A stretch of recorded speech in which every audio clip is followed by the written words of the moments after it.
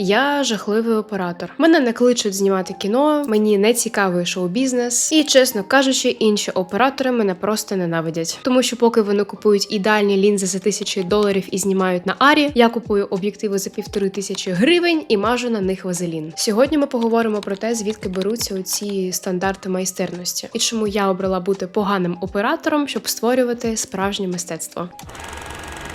Звідки беруться стандарти в мистецтві? Вдумайтесь взагалі в це словосполучення «стандарти мистецтва». Як ці два слова можуть стояти поруч? Здавалося б, що коли ти працюєш у творчості, то ти автоматично маєш якусь повну свободу своїх дій. Бо умовно ти художник, ти так бачиш, і ти не сидиш умовно в офісі, займаючись якимись документами. Але у реаліях будь-яка творча професія, будь-то хореограф, письменник, скульптор, вони вимагають вивченню доволі складної бази цих професій. І от через роки навчання, практики, роботи ти потрапляєш в кокон стандартів мистецтва сьогодення. Наглядний приклад на власному досвіді. Спочатку я навчалася в Київській школі фотографії, де, окрім технічної бази, нам демонстрували різні роботи, на які ми дивилися і думали: оце ідеал, до якого треба прагнути. Далі університет, де тобі показують тонну величного кіно, плюс до цього твої роботи виправляють під канони цього величного кіно. Потім тобі покажуть ще роботи випускників, які отримали 5 з твого курсу попереднього, і ти подумаєш: оце ідеал, до якого треба прагнути. І по суті, це єдина і доволі прекрасна концепція навчання на будь-яку творчу професію. Але в такому підході, окрім бази професії, на тебе все ж таки чіпляють рамки того, як повинно виглядати твоє мистецтво. Ну і коли із року в рік з одного і того ж самого університету випускаються, наприклад, от в моєму випадку, оператори з одними й тими самими стандартами, то логічно, що відбувається у суспільстві далі. З точки зору потенційного клієнту. Люди щодня сидять в стрічці новин. І в них закарбовується розуміння того, як має виглядати стандартна операторська робота. І якесь відхилення від цієї загальної норми вже буде сприйматися як щось незрозуміле, неякісне. Потенційний клієнт не буде розбиратися в тому, що це високе мистецтво. Ні, він просто подумає, що це гівно. І приведіть мені, будь ласка, нормального оператора, який зробить, як от в стрічці я побачив. А з точки зору митців, які розвиваються, вони також це дуже впитують як губка, і у висновку 99% митців стають схожими один на одне. В моєму випадку так вийшло, що паралельно із університетом я дуже сильно захоплювалася тим самим Ютубом. Я слідкувала за величезною кількістю творчих людей за кордону. Плюс я хотіла поступати взагалі в іншу країну, а туди був дуже величезний творчий конкурс, куди потрібно було готуватися. Вивчення величезної кількості літератури, написання есе по живопису. Світлофізика, господи, прости. Коротше, поспіль з університетом в мене були інтереси, які мене захоплювали більше. Тому мої роботи, вони все ж таки трошечки відрізнялися від якихось норм, прийнятих от в моєму університеті. Але я живу у реальному світі, і щоб отримати диплом, треба підлаштовуватись під педагогів. Щоб заробляти гроші, треба підлаштовуватись під замовників. Ну і коли ти чуєш: сильно творчо знято, давай простіше, то хочеш не хочеш, ти підлаштовуєшся під реалії, щоб жити в цьому світі. Тому я дуже багато років намагалася бути оцим правильним оператором. Але насправді на сьогоднішній день я дуже вдячна цьому суперкомерційному етапу, бо він закорбував в мені всі правила операторської майстерності, які відповідають за якість роботи. Але прийшов час порушувати правила, бо справжнє мистецтво, яке торкає душу кожного глядача, воно якраз таки створюється на стиці оцих порушень правил в мистецтві, коротше. Насправді, я ніколи не могла прям на 100% відмовитись від свого бачення, і в моїх навіть стандартних комерційних роботах все одно можна побачити оцю якусь мою жилку. І якраз вона приваблювала надалі потенційно саме моїх клієнтів, які розділяють зі мною ось це бачення. В якийсь момент в моєму творчому житті з'явився Ваня, соліст рок-гурту «Рай», з яким в нас створилася прям якась творча синергія. І він прям став каталізатором для того, щоб почало розкриватися моє оце супер творче бачення, замість того, щоб просто робити комерційно і якісно. Теперь я не робочою стороною сижу. Ага. Попався? Коли ви шукали оператора, вам потрібна була просто якісна комерційна картинка, або ви шукали певне творче бачення, яке буде резонувати з вашим? Мені здається, що ми шукали просто кращої картинки, ніж у нас була, бо вона була досить трешова. І спочатку, коли я почала скидати нам кадрики, які там відбулися, і я такий, оце рівень. В тих рілсах об'єдналася і дуже комерційна складова сильна, бо воно реально круто виглядало, як майже як кліп, і з підходом як до кліпу, і з цікавими якимись рухами камери різними, прикольними планами і всім таким. Там поєдналася і комерційна, і дуже творча складова. І саме тому, мені здається, ми і почали з тобою працювати. І я дійсно побачив дуже схожі на мої якісь погляди і смакові приколи. Угу. Тому так, це було просто круто. Ми з тобою почали працювати, бо ти, крута, йоу. А зараз кадр, який вкусний, я бачу на плейбеці. Йопта, ну реально, Америка, кіно, Я зараз просто зрозуміла, що насправді поєднання комерційності і творчості – це просто дуже часто митці або супер в комерційну йдуть сторону, або в супертворчу. Дуже приємно, що ти побачив і ту сторону. Ну, воно так і працює. Ну, типу, ти не можеш робити чисто творчість, якщо вона не продається довго. Да. Бо це, шлях в нікуди, напевно. Ну, бо в мене була колись подруга, вона робила дуже фігові фотографії, малювала якісь дуже фігові картини і виправдовувала це тим, що це, унікальне творче бачення. А це просто було погано, і вона така, митець, який робить за гроші, для грошей, це, не митець, коротше. Це все, це фігня. І я такий, це тупо виправдовування себе як фігового митця. Якщо твої картини, твоє мистецтво не покупають, в першу чергу говорить про те, частіше за все, що воно нікому не потрібно. А якщо воно нікому не потрібно, то ти не попав в суспільство. Який сенс, робити не для суспільства творчість, знаєте, для себе. І якщо воно не резонує, то в цьому нічого немає. Не задушніло, я не знаю.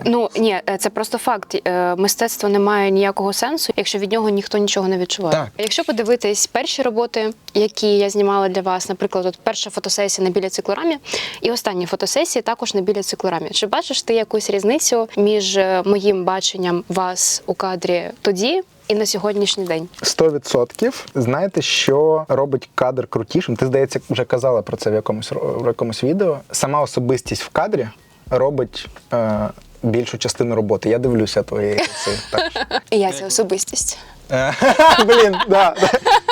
Коли ти не відчуваєш себе комфортно поруч із фотографом чи відеографом, з яким ти працюєш. Це працює з вокалом, наприклад. Якщо ти відчуваєш себе замкнуто, якось ти стісняєшся і все таке, то ти не будеш звучати навіть в самий крутий мікрофон, Бо це все психологія. І те ж саме, мені здається, це про тебе в кадрі.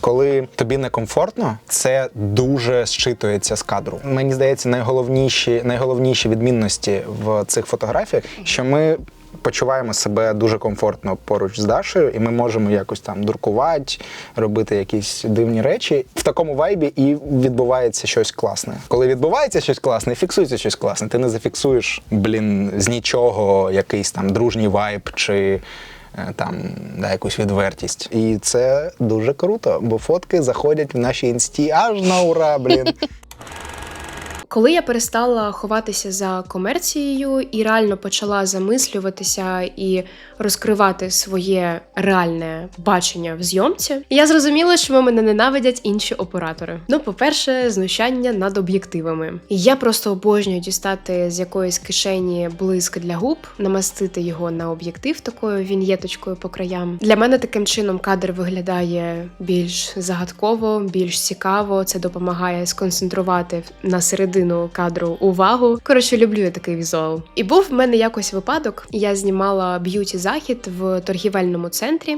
де була купа людей. І я на якійсь лавочці щось готувалась до зйомки, і в мене з минулої зйомки якраз був вазелін на об'єктиві, і мені його потрібно було стерти. В мене з собою нічого не було, окрім вологих серветок. Я на спокійному стою собі, протираю вологою серветкою свій об'єктив і бачу, що чоловік, який прям сидить поруч зі мною, він отак от дивиться на мене, просто очі по 5 копійок, і я ще думаю, чому? Ну, людина не із професії так дивується, що я серветкою протираю об'єктив. Через 10 хвилин виявилося, що це другий оператор заходу. Для контексту, на кожному об'єктиві начебто є певне напилення, ну, на дуже коштовних об'єктивах, на кінооб'єктивах є оце певне напилення, яке потрібно оберігати, і його не можна там терти спиртом, вазелін на нього намащувати, але, ну, більш дешеві об'єктиви, вони все ж таки, ну, простіше зроблені. Камон. І в мене підхід такий, що я не боюсь там техніку поцарапати трошечки. Це для мене, коротше, окей, це робочий інструмент. Хоч я і, звісно, відношусь до нього з обережністю. Просто, якщо буде вибір от іти по вулиці, і, наприклад, я побачу якийсь там кадр, я просто візьму, покладу камеру з об'єктивом на асфальт, зміню оптику і зроблю цей кадр. І якщо в мене з'явиться якась царапинка, подряпинка, я навіть цього не побачу. Я побачу тільки готовий прекрасний кадр. Коротше, цей чувак з торгівельного центру, мені здається, по сьогоднішній день приходить на зйомочні майданчики і такий: блін, я знаю одну скажену дівчинку, яка терла вологою серветкою об'єктив. Це, звісно, смішно. Ніколи не забуду його погляд на свої дії. Моє найулюбленіше – фільтрація.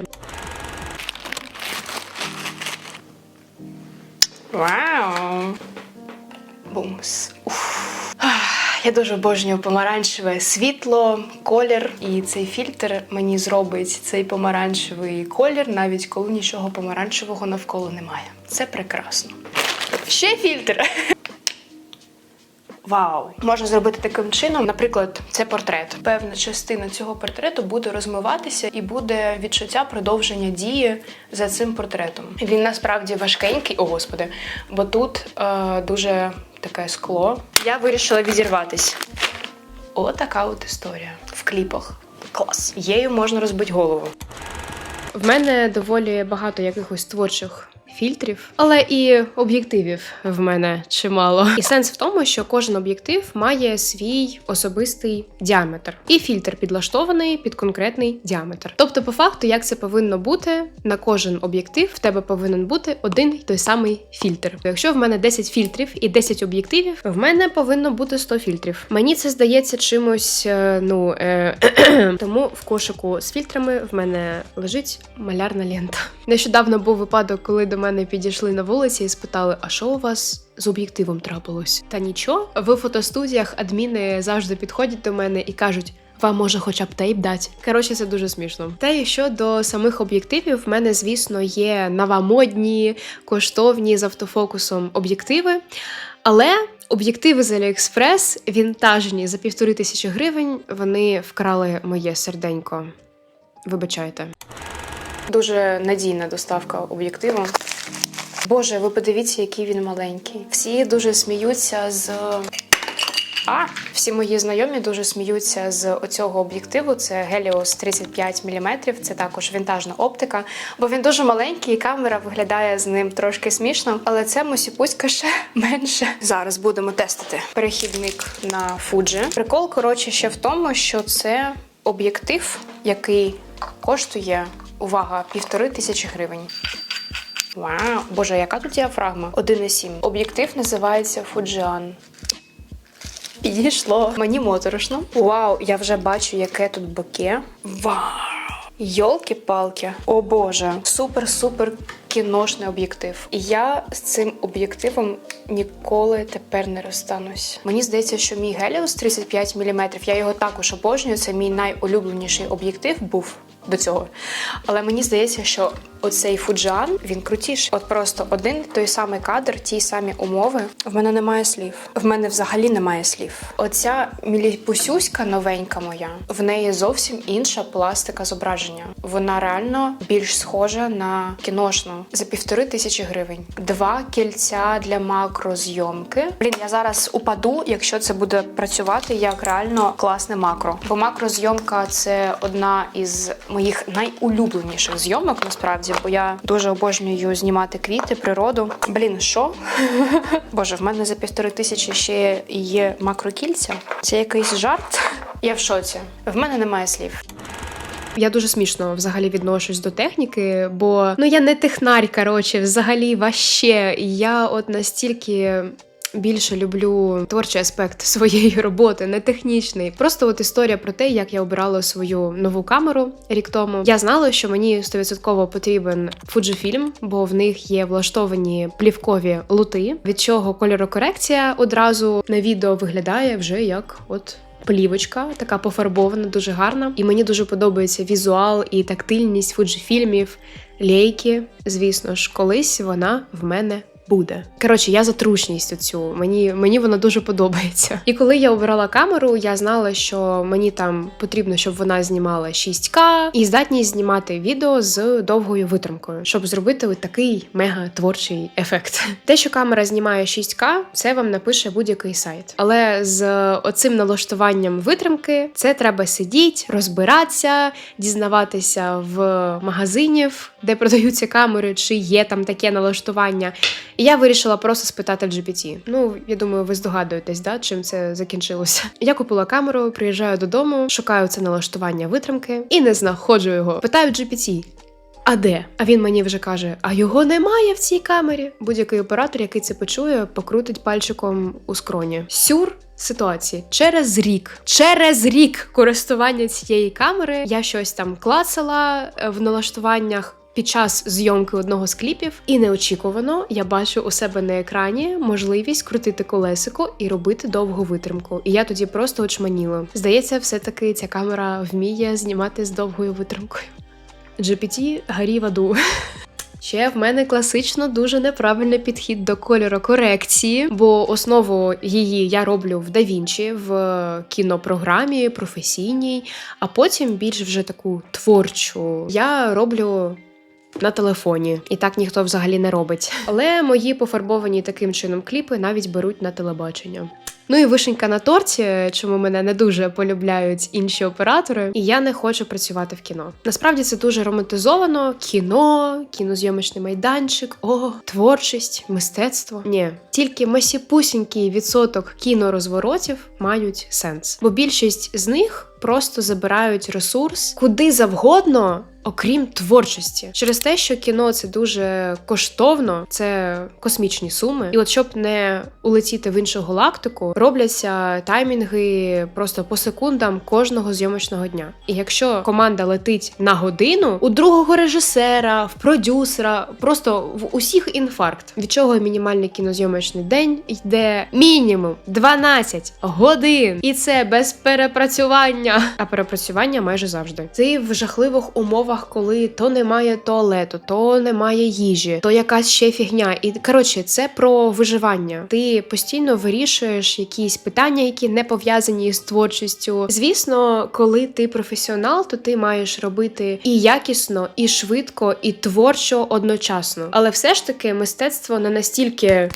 чітке. І якщо там освітлювачу, наприклад, потрібно в моменті поекспериментувати, понаправляти в різні кути світло, щоб дістатися до мега-творчої схеми світла, він це не зможе зробити на кінозйомочній площадці. Він просто зробить, щоб працювало, бо часу немає. І так само в кожному департаменті в команді. Поговоримо про графік без вихідних абсолютно, коли ти вже на 42-й зміні заходиш до вбиральні і, ти просто все. Твоя психіка до побачення. Де і з точки зору зйомки, покажіть мені хоча б одного оператора, який не робив операцію на видалення грижі. Де і коли ти попрацюєш з таким комплектом, а ще враховуючи, що всі вже малесенькі камерки можуть писати якість як кінокамери, то такий сетап, який важить в 50 разів легше і який поворотливість робить тобі набагато ширше, а не коли ти одягаєш армормен і все, ти залізна людина, яка не може зробити не крок вліво, крок вправо. І насправді, начебто, кінотехніка, вона має відкривати більше можливостей, але тут дві сторони медалі насправді. Кінотехніка, звісно, інколи допомагає робити щось феєричне, але в більшості випадках вона скоріше обмежує твої можливості в русі, як мінімум. Коротше, кіно — це одні компроміси. Про швидкість і,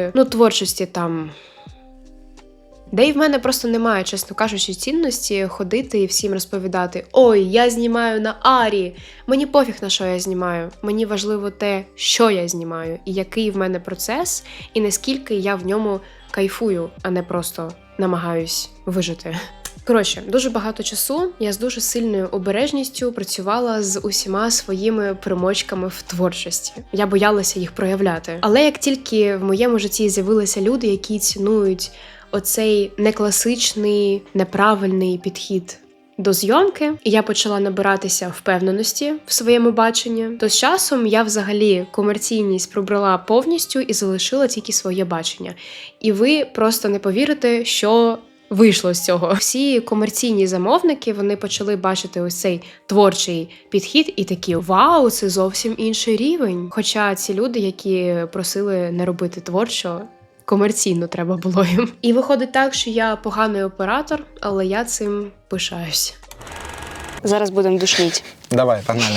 В кожній творчій професії у будь-якому разі є якісь стандарти. Ти від цих стандартів дуже сильно відходиш, створюючи дуже унікальну музику, яка, як мінімум, мене дуже сильно чіпляє. Питання, чи відчуваєш ти якийсь тиск, якусь складність, створюючи щось унікальне і, по суті, коли ти йдеш проти якоїсь глобальної системи? Всі приклади, всі люди, на яких я орієнтуюся, якими я захоплююся музично, це люди, які так чи інакше робили революцію в жанрі чи в музиці, привносили щось нове. Насправді глобальна ціль всього цього не просто бути пересічним музикантом. Так, можливо, це типу юнацький максималізм. Мені завжди хотілося зробити щось, що будуть наслідувати.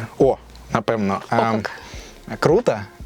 Oasis, ні, не буду одразу, окей, як Мобі, наприклад, так? До нього вся електронна музика майже, вона йшла по шляху, типу, насичення інструменталами і всім такому. Воно відчувається в тих роках, коли електронна музика асоціювалася спочатку з диско, потім далі вона трансформувалася в якусь там європейську школу, де дуже багато бам-бам-бам-бам-бам-бам, і все таке швидке, і дуже насичене різними звуками, вони синтезуються безкінечно. А Мобі зробив мінімалізм, коротше. Там максимум, можливо, в треці може бути 4-5 інструментів. По більшості це ритмічні перкусії, всі приколи. І воно буде працювати. Тобто воно буде качати, і люди на дискотеках будуть робити денс-денс під це. І не обов'язково, щоб це бам-бам, і все таке, і куча звуків, коротше. Oasis взяли формулу бітлів та зробили її більш схожою на тогочасну музику, на 90-ті. І, по суті, зародили, в принципі, жанр брит-поп. Знаєте, як грузин такий. Що ти такий гладенький в області попу? Все про попу сьогодні, а я просто люблю брит-поп. Такий анекдот. І дуже любиш рвати штани на попу. І дуже люблю рвати штани, так. Коротше, це виріжеться. Ця фігня. Ні. Основна мисля така, що мені хочеться зробити щось таке, що люди будуть намагатися наслідувати, повторити. Знаєте, щоб потім через 10 років ми сказати: «О, це новий гурт Рай». І тому це єдиний шлях з цього досягти – це робити щось нове. Це намагатися зробити, якось переварити якісь свої смаки, наповненість музичну в щось нове і досить унікальне, щоб це могло називатися мистецтвом. Ох, як я, а? Скажи. А чи є якісь от саме складнощі, з якими ти стикаєшся, коли створюєш ось це мистецтво, а не просто там якусь фігню? Якусь фігню. Ні, знаєш, основна складність, наприклад, я не слухаю майже музики, коли пишу. Бо я розстраююсь, коротше. Я роблю щось таке, вау, там бас за такт, він так, вау, і ніде такого не чув, а потім включаю щось там, фірмове, що я слухаю, такий, бля, це вже 300 років придумано. Як я сам до цього не дійшов? Знаєте, якісь там аранжувальні моменти, насичені інструментами, чи на етапі створення нотних якісь приколів, і ти такий, бля, а чого воно вже є, а я, це... Коротше, це про момент порівняння з себе з кимось. Так. І це, напевно, знаєш, бо коли ти робиш щось, намагаєшся зробити щось цікаве і унікальне, і ти потім чуєш, що це вже не унікальне. Що це вже не унікальне, це дуже бісить, але треба вчитися з цим робити, бо насправді, буквально сьогодні про це казали. Я зі стройки, а Даш мені допомагала. Різала тканину. Насправді нічого нового вже майже дуже складно придумати. Тому потрібно не робити максимально нове, а переосмислювати старе. Перероблювати його під себе, під якісь нові штуки, і тоді це буде працювати. В будь-якому виді творчості, здається, і в кіно, і в музиці, і в живопису навіть, напевно. Коротше, сенс в тому, щоб коли виникає одна і та сама ідея в різних людей, треба пам'ятати, що кожна людина буде відтворювати одну і ту саму ідею по-різному. 100%. Тому, треба творити. Треба просто робити, реально. Це єдиний правильний шлях до успіху. Глобально ідея не в тому, щоб не навчатись, не розвиватись і свою необізнаність називати унікальним підходом. А сенс в тому, щоб намагатися виходити за межі стандартів мистецтва, які нам, по суті, все ж таки нав'язані. І, до речі, здається важливим сказати, що це нормально не хотіти виходити за якісь там межі і хотіти залишатися от в цьому стандарті. Це також норма і це клас. Але якщо ваша душа прагне чогось інакшого, чого немає в якоїсь великій кількості навкруги, не бійтесь це розвивати і проявляти. Дайте своїй душі можливість жити і проявлятись.